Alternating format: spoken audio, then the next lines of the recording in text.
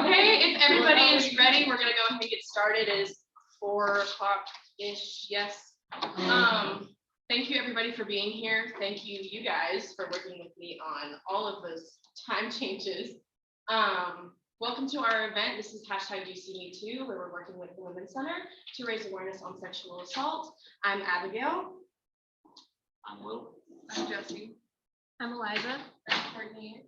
And these are our panelists. I'm going to have you guys go down in a row and introduce yourselves and just kind of talk about your job description and what all you do. Sure. So, hi everyone. My name is Melissa Garrier. I work at the Women's Center as a program coordinator, and I have a hand in a lot of our prevention education around child-based violence.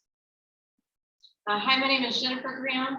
I am usually director of the Women's Center, but this semester I'm serving as our interim chief diversity officer on campus. So working with Melissa on all of our violence prevention initiatives and making sure the students get connected to resources for support, helping to support our Title IX coordinator and all of those things. I'm Sally Chapman. I'm the interim Title IX coordinator. Like Jennifer, in this interim role, my full-time job, in addition, is the administrative coordinator in student life. I deal with a lot of the budgeting and RSOs, helping them make sure they spend their money wisely with their SABC funding. In the interim Title IX role, I do initial intake and complainant correspondence, things like that, and see the investigation process through. I'm Joanna Smith. I'm the program director of the Bright House. We're a child advocacy and also a sexual assault center here in Milledgeville. And so we provide advocacy, the sexual assault exams at our location, as well as counseling for victims. Good afternoon. My name is Brett Snell. I'm the director of public safety and chief of police here at Georgia College. I've been at Georgia College for about 3 years. In addition to serving as the executive for the law enforcement agency here on campus, I also serve on the institution's care team, which means I work with the other panelists in pairing people with resources in response to a variety of stressors and crises they may be experiencing on campus. I'm Sarah Dowd, and I'm a professor in criminal justice, which is in the government sociology department. And my research area is sexual assault and perceptions of sexual assault. Good afternoon. My name is Shanty Henry. I'm a triple cat. I work with the School of Nursing, and right now I'm managing a grant that we've got to train sexual assault nurse examiner. I am a certified SANE. Our grant is nearing the end of its life, so I'm applying for a job at the School of Nursing, and glad to be here with you and help answer any questions you have. Thank you. Get started with a quick video that Shanty was so kind to send us. I do want to go ahead and say this: if any of this information is a little bit too heavy for anybody, do not be afraid to go ahead and just get out and exit. I know it can be hard to handle for some people, especially if the beginning of this is a little jarring. So It just froze. I couldn't believe this was happening. I couldn't say anything. I was so scared. He was in my classes. How could I go back and face him every day? I just wanted to quit. No one would believe me. It was my fault. I'm so ashamed. Sexual assault is any sexual contact that you do not consent to. Every 73 seconds, an American is sexually assaulted. 80% of perpetrators know their victims personally. Among undergraduate college students, 1 in 4 females and 1 in 18 males experience rape or sexual assault through physical force, violence, and incapacitation. Males aged 18 to 24 are 78% more likely than non-students of the same age to be a victim of sexual assault. 21% of transgender, genderqueer, and non-conforming college students have been sexually assaulted. Most college campus sexual assaults occur during the first and second semesters of freshman year. How many sexual assaults are reported to police? Only 20%. That's not okay. If you or someone you know has been sexually assaulted, or you're not sure and have questions, do something, tell someone. First, get to a safe place. Call GC Campus Police 24/7 by phone at 478-445-4400, or use an emergency call box, or use the Brave Guardian app. Go ahead, download it now. GC Campus Police are here to help you. They can offer you information that will help you make a decision. Georgia College offers resources such as counseling, advocacy, and free sexual assault medical exams. Remember, sexual assault is not your fault. Be safe. Be smart. Be aware, be there for each other.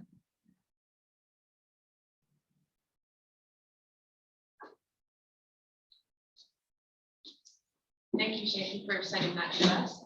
So we're gonna go ahead and get started with our questions. How this is gonna work, it's kind of gonna be like each question is directed towards one specific person.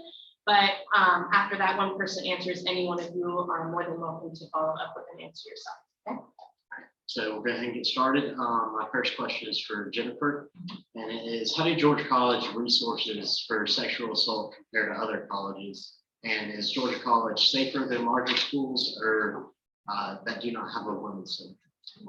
So Georgia College is pretty on par with other campuses in regard to how safe it is, right? So across the nation, campuses can expect for there to be about one sexual assault for every 135 students. That is from Fox 2005 article. I'm not saying it's with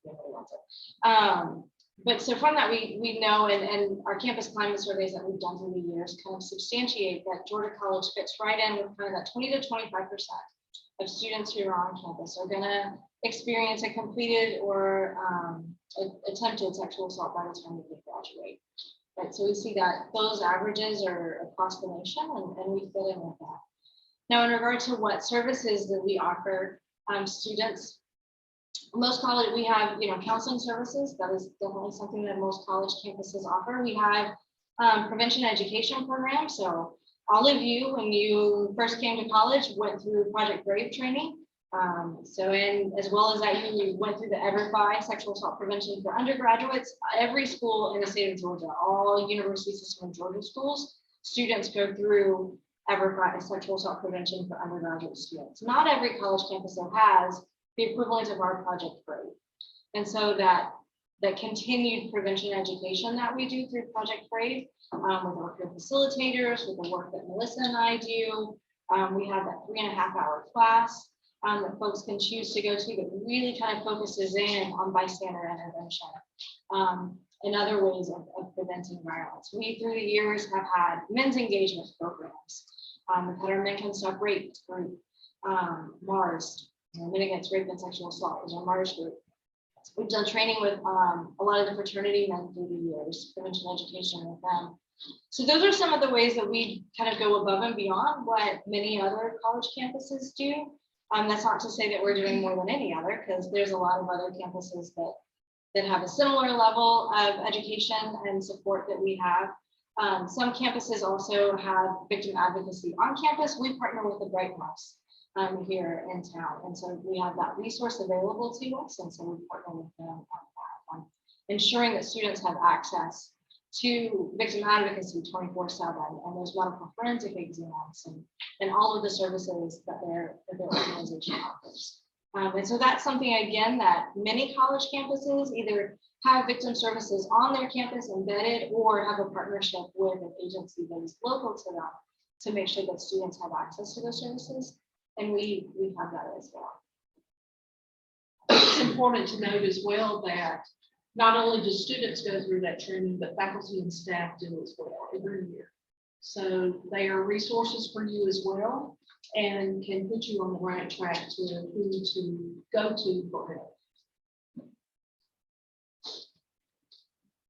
Thank you all. All right, so the next question is for Melissa. And are there any statistics that you have that show the effects of having seminars and discussions on what consent? Okay.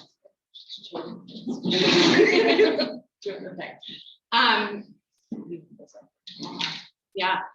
So from the ongoing, so like Jen just said, there's the ongoing sexual assault prevention module that, all students are invited to take every year.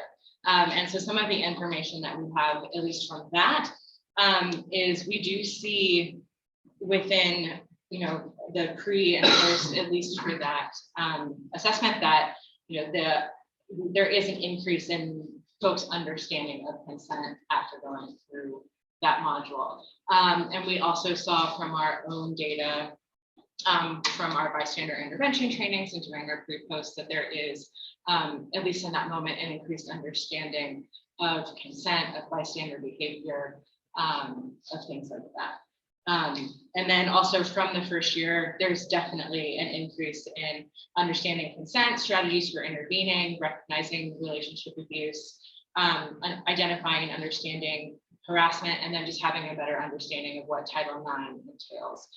So, we do see increases in all of those categories as a result of students going through at least the online module stuff. Awesome, thank you. Anything else? And just to add to that, we always had small sample sizes, but when with our homegrown, right, our Project Brave prevention education, Melissa talked about that we would do pre-post tests with that, and we always had statistically significant differences in learning, like Melissa mentioned. One of the things that we were trying to do when we always had really small sample sizes, but was to do a 6-month follow-up to see how much of that knowledge that's been gained have students kept. And from the limited samples that we had, it did appear as though that knowledge was staying. We just never had sample sizes such from that 6-month follow-up that we could definitively say, yes, this knowledge is sticking with people. It would just because we didn't have a big enough end to really make that generalization there. But it would seem as though they would stay. And so that is a really positive thing that we're really proud of. And it's good for you all. Thank you. Yes. My question is for Shanty Henry. How does the forensic process work for sexual assault victims? There are let me preface this with, there are very few sayings for the number of sexual assault victims that there are. So the first thing is to know where to go for an exam. A sexual assault nurse examiner is your best person to do that exam. And I'm not just promoting this, but studies have shown that they are best prepared to do what they do. What they do is provide care in a trauma-informed way. Certain words that you use to make sure that you're not re-victimizing the person that you were taking care of. They understand the laws. They collect evidence. They do exams. They photograph injuries, and they know all of those things to do in order to do them so that the best possible outcome for that person occurs. They also testify in court. SANEs are seen as credible witnesses. They're almost always considered expert witnesses. So as far as prosecution goes, for the small number of cases that actually do go to court, they are helpful in making sure that that perpetrator is prosecuted. So those are some of the things that the SANE does. I want to also add that those services are already paid for. So this does not come out of anybody's pocket. The government funds sexual assault centers like the Bright House. And so, and the good thing about, and of course, Ms. Smith can talk about the Bright House, but the good thing about that is it's a beautiful place, but it's also a place of privacy where you can get good, all-inclusive help.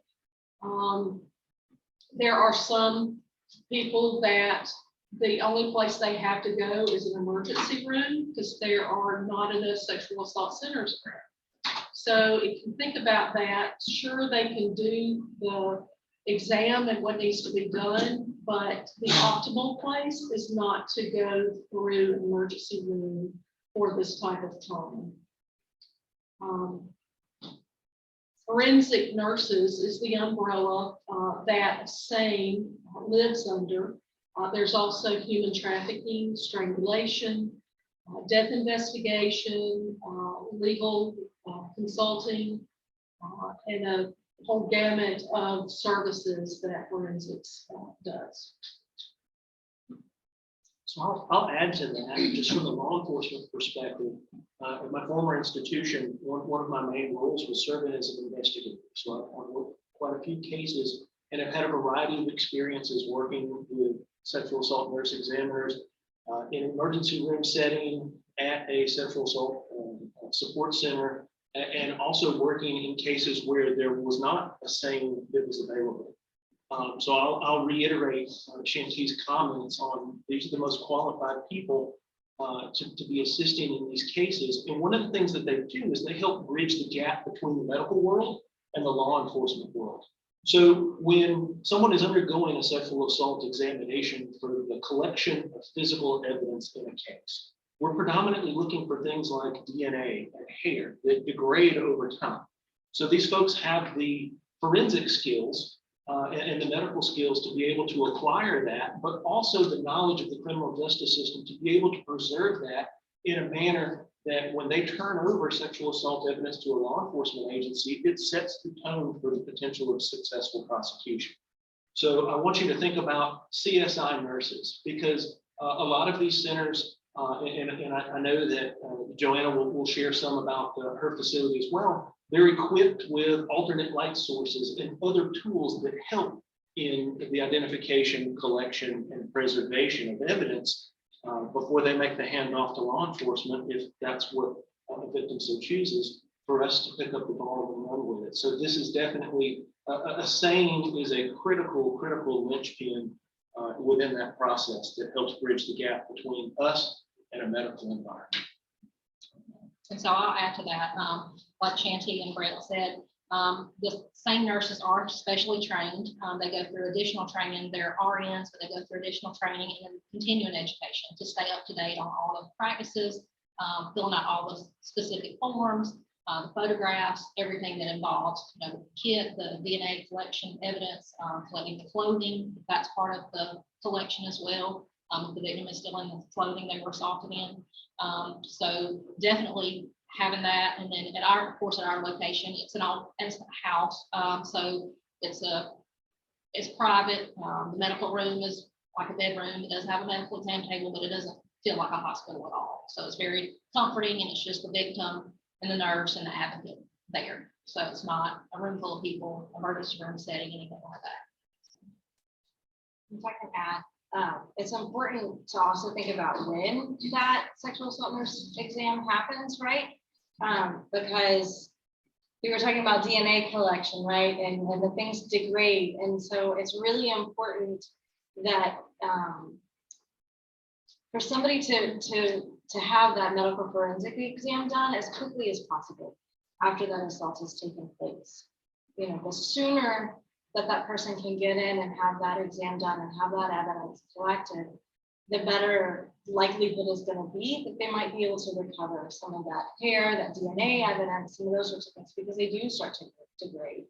And I'm going to defer to you on what the best time frame, because I know that window has changed some in the recent years, and so I want to make sure that they're getting the most up-to-date information on what that window is. It has, but I don't want to put an end date on it. I want you to be seen anyway, because there may be some stuff that can be collected. Even so, you want to be checked. Because they do pregnancy tests, they do STI screening, medications. So used to be 120 hours. They are kind of stretching that out a little bit longer now, because they have found that they were able to collect some evidence. Another thing to note is DFSA, the drug facilitated sexual assaults. And this happens way more than you would even believe, but there's so much that can easily be slipped into a drink. And these are just things that, you know, can make you forget things or lose control for a very short period of time, and then the sexual assault occurs during that time. You have a lapse in memory, so you really don't know what happened. Come quickly, because blood and urine, when we check those, the evidence can be gone pretty quickly. So the sooner, the better. I also want to toss out there that we have the wonderful resource of the Bright House here, but you may one day find yourself in a circumstance where you're not here in Milledgeville, and either you or somebody you know this happens to. And so I also want to let you know that most hospitals, many hospitals, many hospitals have sexual assault nurse examiners on call, or that they're partnered with within their emergency department. So there are some national hotlines you can call, such as 1-800-RAIN, that is always going to connect you with the closest sexual assault center to you. But if for some reason that sexual assault center is in a place you're not able to get to, going to the local hospital is still is the next best thing. And you shouldn't not seek services just because you're not sure where a sexual assault center is. An emergency department can also be an assistance, and they may have a sexual assault nurse examiner on call as well. Or if they don't do the sexual assaults there, they know the sexual assault center to refer you to. Absolutely. Because we get calls to our crisis line, you know, the hospitals, when they have a big one show up. Yeah, if you remember from the video, only 20% of sexual assaults are reported. Only 20% of sexual assaults are reported. That's just horrible for a number of reasons. That people would shy away from that. They don't know what's available, which is wonderful that y'all are putting this on to get the information about and awareness about what is available in our community and in our college. But you know, there are a number of reasons why people would not report. But it's programs like this to try to encourage people to do that. So our next question is for Joanna Smith. If you could elaborate more on what the Bright House does in regards to. Okay, so when we get a call in, and that can be from law enforcement, from the victim directly, we have a crisis line. It's a 24/7 crisis line. I'll be glad to give out information on that, crisis line cards, but the victim can call that number directly, or law enforcement can call that number if it's already been reported to law enforcement, and then they collaborate with us, and then they come into our office. So whether it's 2 a.m. in the morning or it's 3 o'clock in the afternoon, we have someone on call. And that advocate will then communicate with law enforcement that has been reported, and then we'll have the victim and law enforcement come in, as well as our SANE nurse, and we'll perform the exam. If the victim has not reported to law enforcement, if they choose not to cooperate with law enforcement, we still have to provide a free exam, and then we just contact law enforcement, depending on the jurisdiction, to pick up that evidence collection kit, in case they change their mind at a later time and want to then prosecute the case. So while that exam is going on, our advocate meets with the victim, goes over all the paperwork, consents, all the services we provide. And then the advocate, as well as the SANE nurse, usually go into the exam room with the victim, unless the victim doesn't want anyone but the nurse. And then the collection kit is done. They, ask the victim questions to get, as much evidence as possible. And then, we offer preventative meds, some pregnancy tests, things like that. And then we follow, after the exam's done, we pass that collection kit off to law enforcement, and then we follow up with the victim, and we stay in contact with that victim and provide advocacy to them. If they're a college student, we can help with the Title IX process. If there's any part of that process they want help with, we offer counseling as well. And then if they, along the legal process, we continue to stay involved with the case and stay involved with it. Joanna's team on a couple of occasions has been very critical in helping us out with some of the cases that have been reported at Georgia College. For example, members of her team have assisted some victims in successfully obtaining protective orders in the aftermath of reporting an incident. And, I don't know all the ins and outs of what her team can do, but as far as toxicological screenings, what they help us in doing is it's kind of a one-stop shop. meaning that we don't have to refer someone 2 and 3 and 4 different places in order to obtain the services that they're going to need.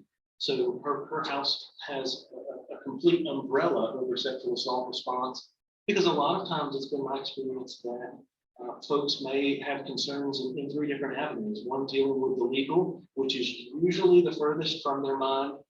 Folks are more worried about the advocacy component of it, as well as their own health. And her team is equipped to help with providing information so that folks can make an informed decision and working with the rest of us at the table. So toxicological screenings, I would throw that out there. And the Bright House does not stop. I can speak from experience after a sexual assault nurse examination. There have been times where we've called their staff and they will stay with people and help them throughout the duration of the case, even if that means obtaining protective orders through the legal system. So those are some things I've personally experienced when working with the Bright House. Would anybody else like to add on? Thank y'all for those answers.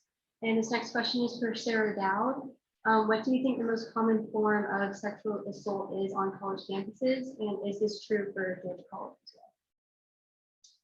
I would say probably, of course, acquaintance rate, and some of it refers back to what Jennifer was saying about actually identifying as a victim. Because a lot go unreported, because sometimes people are very confused about what actually happened that night, because in general, a lot of people don't like to identify as a victim, and you can gaslight your own self into thinking that you are not.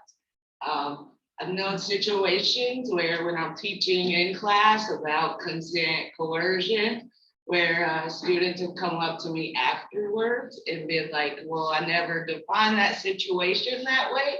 However, this happened. What does this mean for me? That happened 4 years ago. If you tell me that, I have to report it. Because I'm a mandatory reporter, but talking about some of those issues as far as identification of self as victim, that is probably, I would say, the biggest hurdle to overcome. Would y'all say that? Because nobody wants that for themselves. And I've known situations where it is a friend has to say back to them, that sounds like sexual assault. And go through all the stuff of what that means. And we're talking days later, weeks, whatever. And that's how you get into not reporting the crime to the police, because it's a huge ordeal. And it's also scary, and you've been traumatized, all those things. There's a million reasons people don't report, but a lot of it is based on judgment of other people. Because in a lot of senses in our society, we, I guess, for this specific crime, it's really difficult to talk about. And that's why we have panels like this, right? But on college campuses, probably more than anything, acquaintance rape happens. It's just not reported. That's the way that is. We also have, with the Clery Act, reports about dating violence, stalking, domestic violence. So if you look at Georgia College's Clery Act report, which is mandated to report instances, right now there's more acquaintance rapes than the other three. Domestic violence, dating violence, stalking. And I would say that's more of a reflection of what our school does, and not necessarily what is happening on campus, right? If that number goes up, that makes my heart hurt. At the same time, I'm glad this is getting reported. And that's a tricky balance for law enforcement because it looks like it's unsafe for unsafe campus. However, I would say it's more than anything, increased reporting. Because we have classes where we talk about it now, and thank God. And luckily, y'all are growing up in a generation that's very much different than some of our generations. When I went to college, there wasn't a women's center. It came like a year or two after me. So I would say college has dramatically improved over the last 15 years. And it makes my heart warm when I get to work with people who really care about this issue. Would add to that if I can, that if you ever are thinking about like, so it's time to look at grad school, right? Because you're here at Georgia College and you're staying here. But if you're thinking about grad school somewhere and you're looking and you're like, oh, you know what? I remember they talked about that Clery report thing. I'm gonna go look and see what this campus's numbers are. If you see a campus and its numbers are 0 on all of the Clery report things, that should actually be a warning sign to you. Like that to me, like as I have a child who is approaching the age of going to college, as we're going and looking at those schools, I want to see Clery number reports because just like Sarah was saying, like that tells me that that school is doing something. They are paying attention to this. They are creating an environment where students feel like they can come forward and report. So I want to see a decent number, right, on things, because I know again that for every 135 students that that campus has, there's going to be a sexual assault on average, right? So there should be pretty high numbers. So if a campus has 0 on all of those, that's a warning. That's a scary thing to me. That means that that's an environment the students don't feel like they can come forward and get the help and the assistance that they need. The even national statistics, it is reflective even there of the number of sexual assaults increasing. They recognize that a lot of that is the number that's being reported. So with the Bureau of Justice and their statistics, you will see that as well. They have a report that comes out every year that's probably the most current statistics that we see. There's a website called RAIN, RAINN, that is an excellent website with resources, information, statistics that's very interesting. To add to the Clery piece too, it's important to note that Clery is only looking at specific geographical locations. So correct me if I'm wrong for when I tell about the location. So here at Georgia College, that's going to be what's happening on this square, right? Like where our main campus is, what's happening in the residence halls. It's got to be on land that Georgia College controls or is within however many feet of land we control. Yeah. It depends on what you're looking at. But like anything that happens at the Bellamy, at College Station, at Arcadia, right? None of those things are going to count in Clery reports because that's not land, that's not buildings that Georgia College has control over. Downtown doesn't, it's not going to show up in that Clery report. So there are a couple of, to give you just a 5-second crash course in Clery statistics, it's based off of incidents that are reported, not necessarily incidents that are reported to the police or that are investigated. So if someone makes a disclosure to another entity, like Sarah was talking about, there may be a mandated reporter and have to share that information, which would be included in statistical disclosures, either for Clery Act compliance or in Sally's world dealing with Title IX. In general, Clery is based off of where, hence the geographical boundaries, and Title IX would be constituted more on who, involving campus community members. So from the Clery compliance perspective, they're looking at several geographical areas that would be classified as on campus, non-campus, which would be buildings that may be separated by geographical boundaries. For example, Andalusia is currently one of our non-campus properties. We do treat East Campus, West Campus, and the Central Campus as individual campuses. You have a category that would address specifically residence halls. And that's important to note because if you are looking at Clery data, anything that occurs in a residence hall by federal law is automatically counted in the on-campus residential category and in the on-campus category. So data is great, but only if we're using it appropriately because it can lead to a lot of misperceptions. And then we have a public property area that would be the envelope around Georgia College's campus. But as Jennifer said, it's not going to include all of the off-campus residential options. At some point later in the discussion, we may talk about how we work with other law enforcement entities. But just to kind of rehash, I really appreciate some of the comments that some of the panelists made. If you're looking at an institution or looking at two institutions and one of them reports 2 rapes and the other reports 12, the vast majority of people are going to migrate to the 2 and go, oh, they have a lower crime rate. When in reality, I would posit that the institution with 12, it's not 2 and 12. Both numbers are significantly higher based off of data. But that institution with 12 has a more welcoming environment. It's more conducive to reporting. That institution has probably removed some of the barriers that we've been talking about. Data is great, but in terms of sexual assault, sometimes it can lead to misperceptions. Thank you all. Our next question is for Sally Chapman. And can you explain the role of Title IX on college campuses?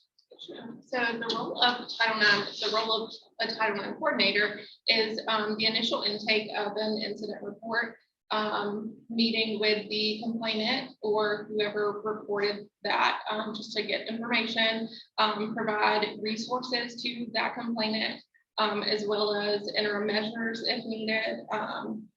No contact orders between a complainant and respondent. Connecting them with resources like the counseling center, which Steve is here from GCSU counseling. Thanks, Steve. Connecting those resources, providing information throughout the investigation process, ensuring that investigation process goes smoothly and within our window of 180 days throughout from start to finish through the investigation and intake process. Support for hearing officers, hearing panelists.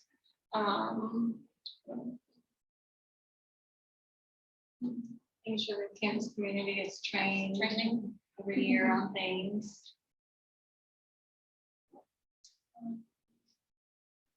So these incident reports come in, can be reported by anyone, like Sarah said, mandatory reporters or any faculty staff. Right, yeah. Somebody else. So these reports come in, can range from non-consensual sexual contact, stalking, harassment, things of that nature, come in on these reports. So that comes directly to us. It can be, or it comes directly to me, can be by way of email. On our Title IX page, there's also a form that can be completed in an electronic form. There's also a paper form. Mandatory reporters also fill those out and complete those. So through that intake process, after a complaint is received, I reach out via our electronic system, arrange for a meeting with the complainant, offer resources, offer the process, the Title IX process, how that goes. It's up to the complainant if they want to move forward with a Title IX process, which I want to specify that this is not a legal process. Title IX does not go the legal route. It can run parallel with each other, but it's not the same as a legal proceeding. That makes sense? So my next question was for both Sally Chapman and Chief Rex. So what do the different ways of reporting or taking action against your assaulter look like when you go through the Title IX versus the legal route? Want to start? You're looking at me. Well, I just explained the Title IX. Yeah. So again, we've said it several times that the person who's filing the report, the victim, the survivor, They're the ones that are in control. Our job is to provide information so that they can make an informed decision on how they want to proceed with the case. So unfortunately, the statistics show that in a vast majority of cases, nothing is done. It's not reported. You do have that minority of cases that are reported to law enforcement. And just because you file a report with law enforcement doesn't mean you automatically have to press charges. There can be a report on file with Georgia College Public Safety, the city of Milledgeville, any other law enforcement agency. And we don't and can't force a victim to move forward in the legal realm. It's their choice. A crime has been committed against a person. And I can't move forward with charges. A prosecutor can't move forward with a case without the cooperation of that person because the crime was committed against them. So they're really steering the ship. If they choose to involve law enforcement, our objective is not to cast blame, to make judgments. Our objective is to keep people informed so that they can move forward with the information and be equipped to make those decisions. That can run, as Sally mentioned, parallel with the Title IX course of action. So a person can be handling a matter through the legal realm with law enforcement and Title IX at the same time, in which case Sally and I will be communicating about the case, and it'll run parallel. It occasionally may intersect, but they are separate processes. And the reciprocal is true. That an individual may use Sally's resources and not law enforcement. You know, I'm a little biased from the law enforcement perspective. I want to help anybody that will let me help them. And it is concerning that 20% of cases are reported. So does that answer your question, Sally? Did I let that? I would just add, just for some like clarification purposes, when Sally says that it's not a legal route, it is because it's a like academic. There's been a potential violation of the student code of conduct, right? So that is what is the thing that has been broken. Whereas with Brett's involved, that's going to be legal stuff, right? That has in like laws that have been broken, and so sometimes. Also depending on the parties involved or what happened, 1%, like they might have recourse through Title IX, but not necessarily legal or vice versa, right? And that is something that all these folks can, well, the three folks here in the middle can help determine, right? And then also just to say to Title IX too, so the USG, which is all of the public schools in Georgia, right?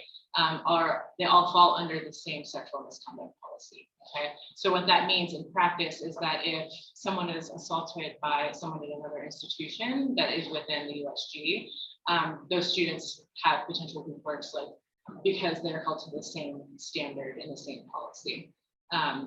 So that's kind of it. Title IX deals with interactions between students primarily, right? So if someone is assaulted by a student that is not a part of, you know, our campus or USG, then there might not be the opportunity to go through a Title IX process, right? Because there's not.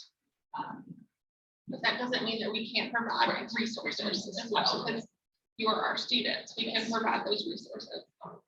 And those resources can look like things like interim measures, right? So if we need to, you know, Sally needs to work with somebody on class schedules or no, like stay away, no contact orders, like if it's between two students or a student and a faculty or staff member or things like that, then there's some ability to put what we call interim measures in place to help that person feel like they can continue to be successful at school while that case is being investigated.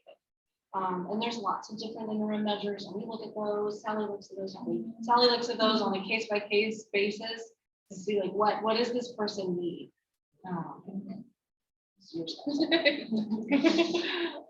And two, the Title IX process can move forward with or without a complainant if I or the institution feels like a case needs to be moved forward into investigation. That can continue for the betterment of the university. Yeah.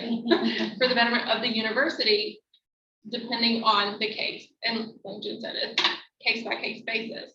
And a complainant can determine at any time that they want to stop the process. If they feel like it's too much or do not want to move forward, they make that decision.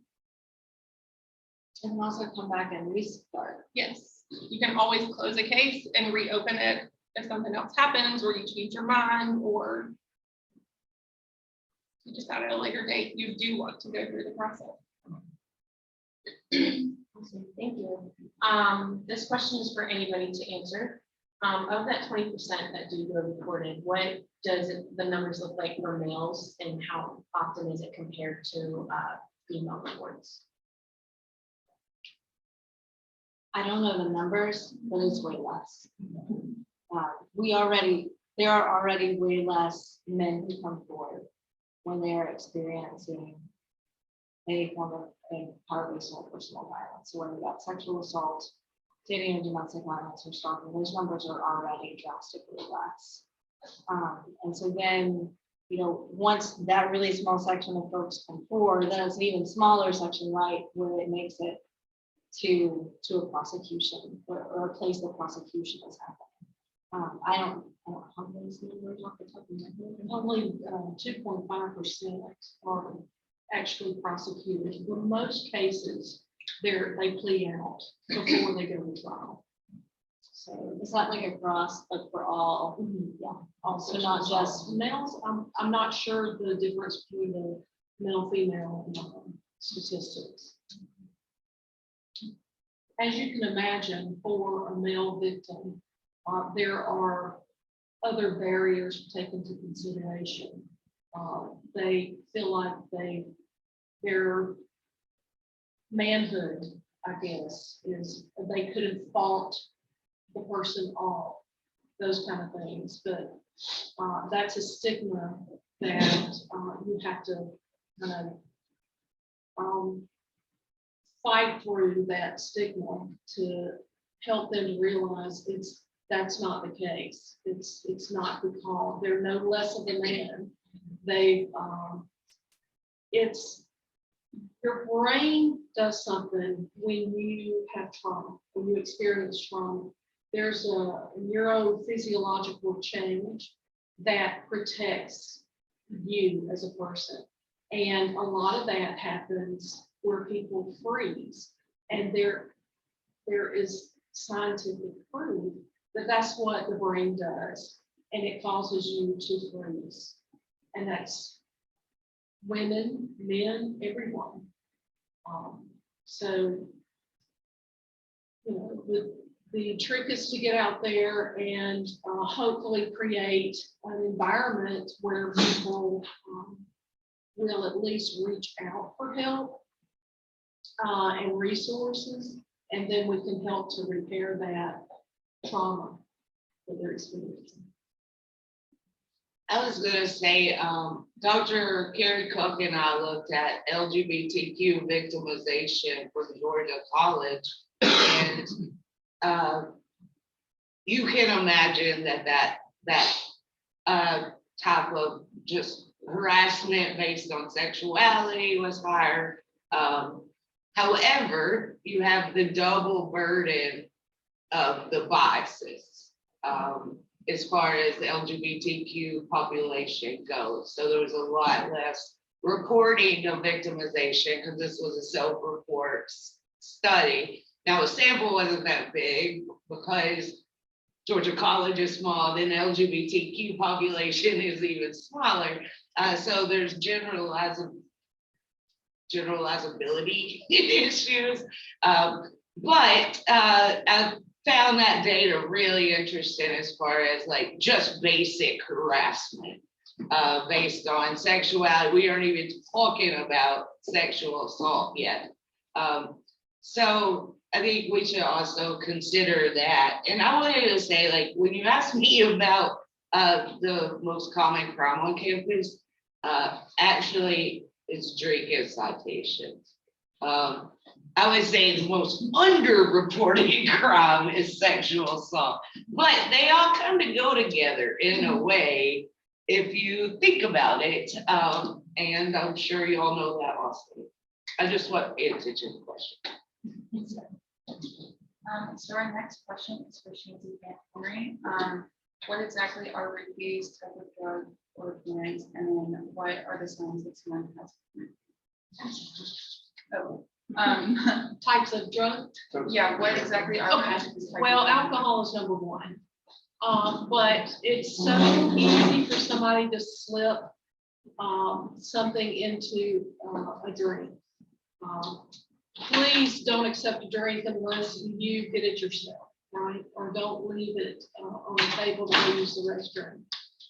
Of course, alcohol is number one. People use Benadryl. I mean, that's very easy and cheap for anybody to get. Oh gosh, there's a lot of drugs that off the top of my head, I can't, yes, that is true. And people have access to the stuff. Oh, I should study. I'm sorry. Are rupees just like an overall term for the drugs people use as state rate? Yeah, Yes. GHB. Okay. I said benzodiazepines. Those are like Ativan, Laura, Alrazopam, Valium, Xanax. If you mix those with alcohol, bad news bears. That's sort of a mind eraser top drug. So there are some that are probably more commonly associated with drug facilitated sexual assault, GHB, rohypnol. Those are the biggies that everybody thinks about. But when you use the term roofie, a lot of other drugs that aren't specific for drug facilitated sexual assault can be used to perform those acts because they will cause people to have diminished inhibitions, or Shanti talked about, it can be most commonly described as a blackout period where people have short-term memory loss and things of that nature. So a lot of drugs that may not fall in the category of roofies can still be used to commit drug facilitated sexual assault. But those are some of the ones that are more talked about. I emphasize what Shanti and Sarah said, and that alcohol is the number one. It is not just drug facilitated, it's drug and alcohol facilitated sexual assaults. And alcohol, when we think about all of those different drugs, right? Alcohol is the easiest and the cheapest to get, and it is freely flowing most of the time in places and socially acceptable, right? Like nobody, I think that's a really important piece of it too, that it's socially acceptable. Nobody thinks anything when you hand somebody a drink. You may not know what the alcohol content of that drink is, right? The difference between a glass of wine or a beer and a homemade punch, the difference in that alcohol content can be astronomical. That one solo cup of a mixed drink, if it's got some really high proof stuff in it, that one drink might be all that's needed to really render somebody incapacitated in a state where it makes it difficult or impossible to give consent or to have a good, clear recollection of what's happened. And then they also asked about, this is maybe some of the public, the signs that someone, like what to look for. That was part of the question. If you, let's say you're out with friends, you have a beer, and then the next drink you have that maybe somebody brought you, you really get dizzy. That's a big one. Dizzy, nausea, losing your balance, and you only had one beer. Typically, this is not what happens to you. You've probably been drugged. Please stay with your friends. Don't let someone talk you into driving you home. But those are your common symptoms. And I'll just kind of add to that leads to a lot of people not reporting because they may have voluntarily said, well, I drank, and then they don't want to report because they don't want to get in trouble, or maybe they Well, they're voluntarily took underage. drugs. And Underage and yes. think they're gonna get in trouble. Yes. For that. And that's when we do the toxicology kit, we always tell them, law enforcement's not gonna arrest you if you have marijuana, cocaine, whatever in your system. They're not looking for that. We're looking to see if you've been drugged because you're here for a sexual assault.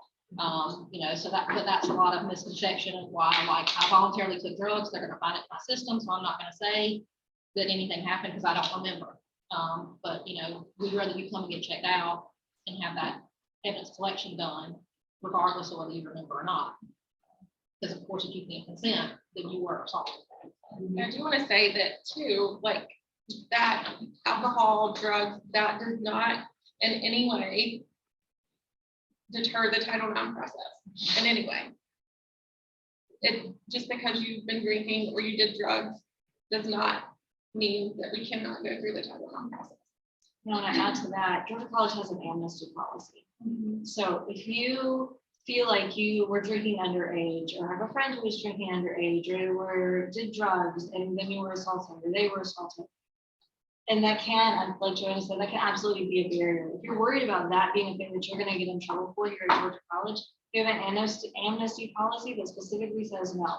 If you come forward seeking help for yourself or for a friend, and they, either you or they have been the victim of a crime, like others have said, we don't care about that stuff you're doing. We want to focus on the fact that you were assaulted or your friend was assaulted, and we want to take care of that. That's the most important thing right And it is not your fault. At all. Awesome, thanks guys. We're gonna open it up with these last couple minutes to the audience. If anybody has any questions for you guys. So if someone were to be received for drugs, what would someone need to do in that situation? Would they need to go to the hospital or just kind of write it out and see, like, does a friend need to help? How do you Get a friend to help you. Call the campus police would be your best start. Would you agree? Yes. I would agree with that. There are really only two circumstances where we may not be able to transport to the Bright House, and that's going to be where someone may be severely impaired, or if there's some other form of medical trauma. If they were injured in the process, then they need to go to the emergency room as opposed to the Bright House, depending on the totality of the circumstances. I would not advise against waiting, because time is a factor in the collection of evidence, whether we're talking about DNA, hair samples, things of that nature, or we're talking about drug facilitated sexual assault, because drugs and alcohol metabolize at different rates within the body. I think it was Shanti that mentioned there's a difference between samples that can be detected from blood samples and urine samples. In many cases, drugs of impairment may only be detectable in the first urine sample after an assault. So time is a very important factor to get someone the assistance that they need. And in many cases, depending on the substance used for impairment, they may not be coherent to make those types of decisions. And that's where medical staff and the folks in the advocacy role can provide additional assistance. So I'm glad you said that. Medical treatment, acute medical injuries trumps doing the forensic themselves. So if you have an acute injury that needs to be seen in the ER, that needs to be done first and then cleared. And the Bright House will do that. If someone comes to them and they see that they need medical attention first, they'll send them back to the ER, or campus security will take them, and then they come back for the forensic exam. Right. Yeah, normally what we do is when a call comes into our crisis line, either from the victim or from law enforcement, our advocate will talk to the victim on the phone, and we have a checklist of everything. And if they're in severe, they're having severe like chest pain, trouble breathing, anything like that, like I said, any injuries that they're bleeding from, then of course that would be a case where they would go to the emergency room first to get checked out, and then once they're released from that, then they would come for the kit. Yeah, so after you go to the hospital, like if you have something medically wrong with you, how do you is it as simple as just asking for a bed nurse, or would that just could you not even consider that until after you've been checked out and You tell them what happened to you.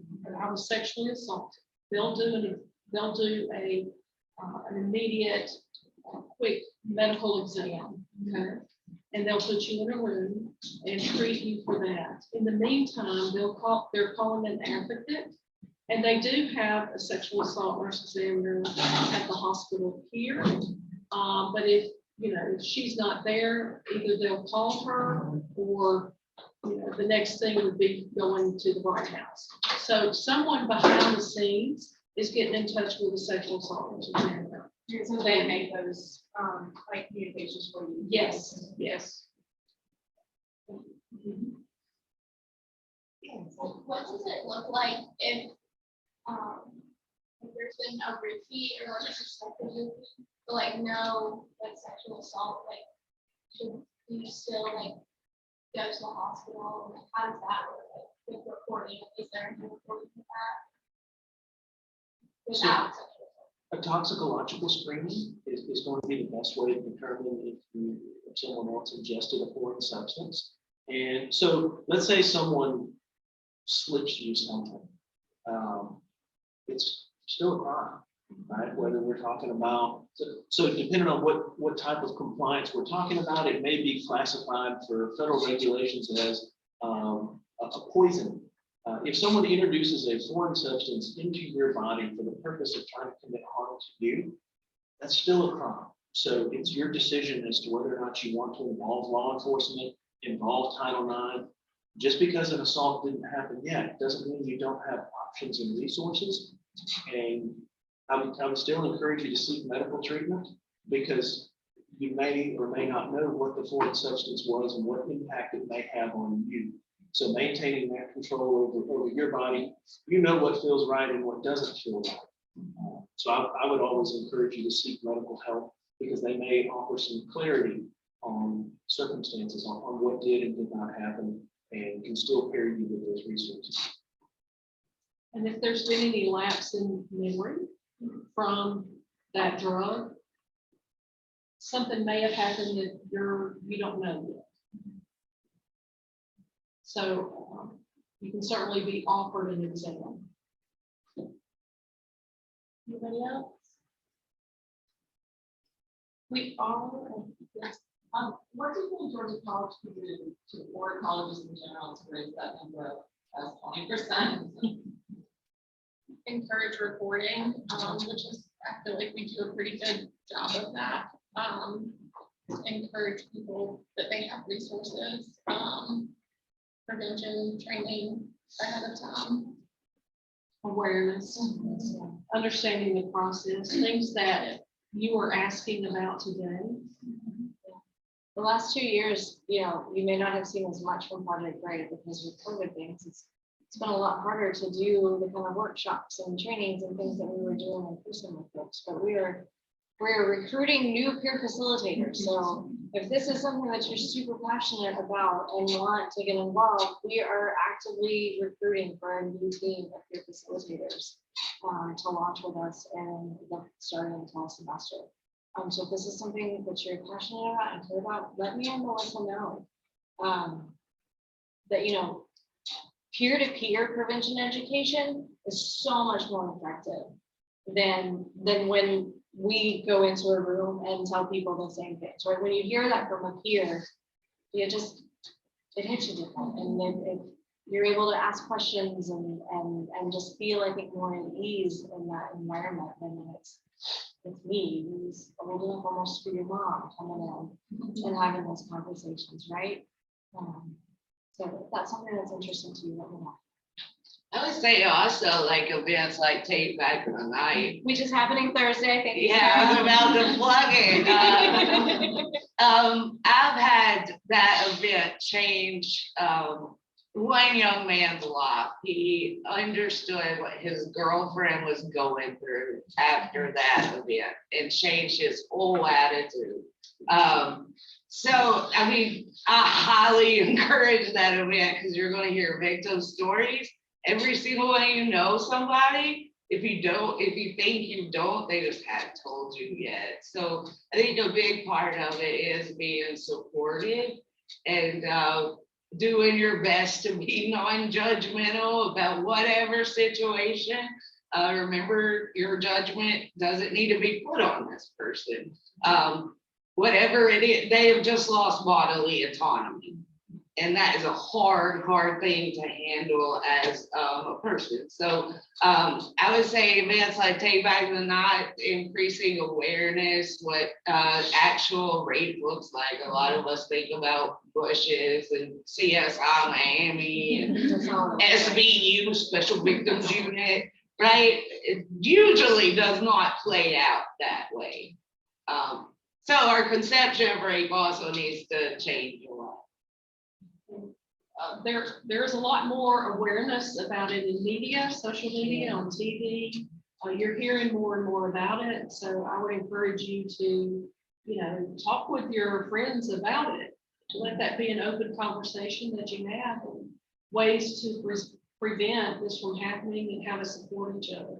It affects not only the victim, but their families, relationships. It affects the community that you live in. So. And if you're talking to somebody about this event, and then they should happen to disclose to you that they have been impacted by sexual assault. And I think the best thing that you can say to that person is, thank you so much for trusting me with this. How can I support you? That is actually going to be our next question. Oh, there you go. But yeah, we were a few minutes over. If you guys need to leave, you can, but that last question, Eliza, if you want to ask for anything. We were just gonna ask if you do happen to know someone who's telling you about their sexual assault, what's the best way to offer them support? I don't know if y'all have anything else to add. You're Any specific words. You're very brave. Yeah. I believe you. Yes. That's the biggest one. I Question believe them you. about it, like Yeah. you don't believe them. And don't say I'm sorry, because what are we conditioned as people to say when somebody says I'm sorry? We always say it's okay in response, right? And if somebody's disclosing to you that they've been sexually assaulted, you don't want to put them in a position of having to come up and go, it's okay, because it's not. So just don't say I'm sorry. Or follow up, I'm so sorry, what can I do to help you, right? Like finish that with something other than just I'm sorry. And also, no, you should have thought, never. Or why did you? Yeah. Like Joanna said, none of those questions. I just listen. Listen, thank you for trusting me. Thank you for telling me how can I support you. What do you need right now? And you spent an hour of your afternoon learning about a lot of the resources at Georgia College. So don't be afraid to share what you've learned and let them use it when they're ready. We have a lot of things in place. And again, at least speaking from the public safety perspective, our team will help anyone that will let us help them. And I think if you only remember one of us, we can help get that person to any of us.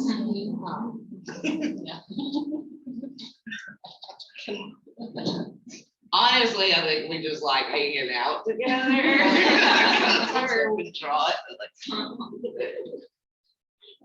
You have great people at Georgia College that come to this school with your real interest in mind and know that we care about you and these types of things and want to help you. So. If there's any other questions from anybody at all? That's kind of the end, really. These are a few events coming up in the next couple of weeks that I was gonna get Jen and Melissa to kind of speak a little bit more about, maybe like really quickly. So Take Back the Night, this Thursday, 7 o'clock, meet at the fountain here in front of there, in front of Arts and Sciences. I had to orient myself. Our hiking and healing event is going to be at 4 o'clock on Friday, April 22nd, out at West Campus. There's going to be just a brief little hike, just facilitated hike. Being in nature is helpful. So some opportunities for that. And then Denim Day is a national day, but wear your jeans. We've got those pins there that Chief Stanell has, those teal ribbons. If you want one of those, come by the Women's Center and you can grab a handful of those, we have bunches, to show your support and speaking out against sexual assault. And I'm happy if anybody has questions about Denim Day, I'm happy to talk about the history of that. Basically, it was that this judge said that this girl couldn't have been raped because her jeans were too tight, and there was no way that the perpetrator could have gotten them off of her without her consent, which is just a bunch of baloney. Anyway, so now we wear jeans to be like, no, this can happen anyway. All right, well, Thank you guys so much. same question about Take Back the Night. Yeah. Where's like the street being taken place? It will be, so we will start at the fountain and then we'll march down Montgomery and then loop around and we'll end at the old courthouse. The old courthouse in Bell or? Yes, old courthouse in front of Bell. And so that's where the speak out part So like will be. on like front campus? Yeah. our campus. So yeah, it will kind of just almost make a circle. The more people, the bigger message it Yes, sends, bring your friends. especially for the march. Yeah. Just know there'll be people there. There Somebody march with. is sign making. We had a sign making thing. It may have been yesterday. Was it here yesterday or something?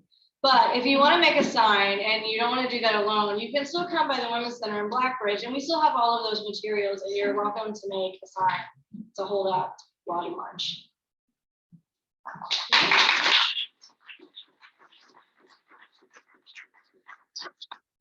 Thank you guys so much for being here. I appreciate the working with you through all of these.